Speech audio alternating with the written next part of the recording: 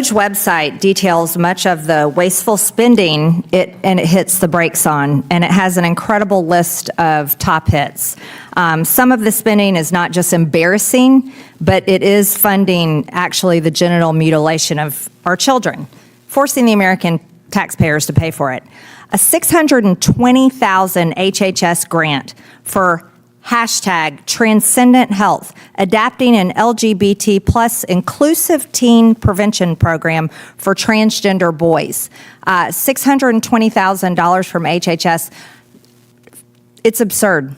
This is disgusting, and it facilitates a lie. Here's another one. A $2,000 NIH grant for cross-sex steroid therapy and cardiovascular risk in transgender females. This is another absurd grant that was handed out. A $120,000 NIH grant for personalized 3D avatar tool development for measurement of body perception across gender identities. Here's another absurd grant that, again, tells the lie that there's more than two genders. There's only two, male and female. That's it.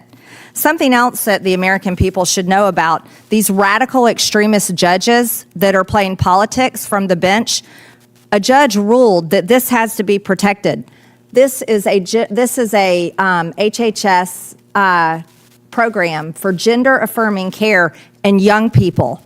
Again, the only thing that affirms gender is the fact that there's only two sexes, male and female, and the American people should never have to pay for that lie. Ms. Devito, in your testimony, you talk about so-called failures of DOGE in your opinion, but do you support the federal government funding HHS and NIH studies that promote the genital mutilation of children? Do you support forcing Americans to pay for genital mutilation of children? Yes or no, Ms. Devito? Thank you for your question. I think we all agree that the government should work for people. No, I asked you, do you support genital mutilation of children and the American people having to pay for it? That's a yes or no question. I think government research is responsible for all sorts of innovations that we employ So for the record, you do support the American people paying for top and bottom surgeries of children. I think cutting off the breast of young girls, teenage girls, and castrating teenage boys. You support the American people paying for that. I think government research is incredibly important. That's not research, Ms. DeVito. That's mutilating kids' bodies before they're old enough to vote, before they're old enough to join the military, before they're old enough to even be adults. That's what you're saying the American people should pay for. What if I told you your tax dollars were being used to fund child sex change surgeries, racially divisive math lessons?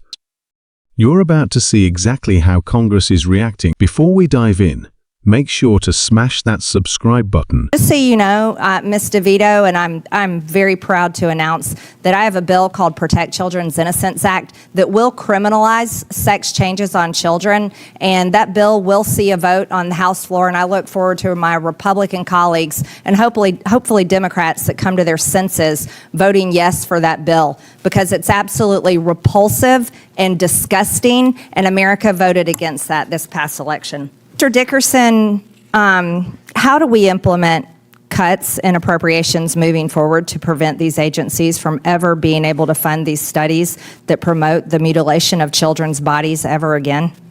I think what you need to do is ensure those riders are included in the appropriations bills that are passed, to clarify to the agencies that even though they have never actually received authorization for these, so they shouldn't have actually done it in the first place, but if they need that funding rider to restrict American taxpayer funds for going to those terribly divisive and harmful things. Yeah.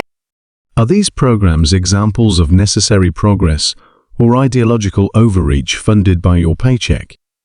Let us know what you think in the comments below, and if you believe taxpayers deserve better oversight, hit that like button. And don't forget subscribe for more truth, breakdowns, so you know, Ms. and DeVito, unfiltered and analysis I'm very proud to announce that I have a bill called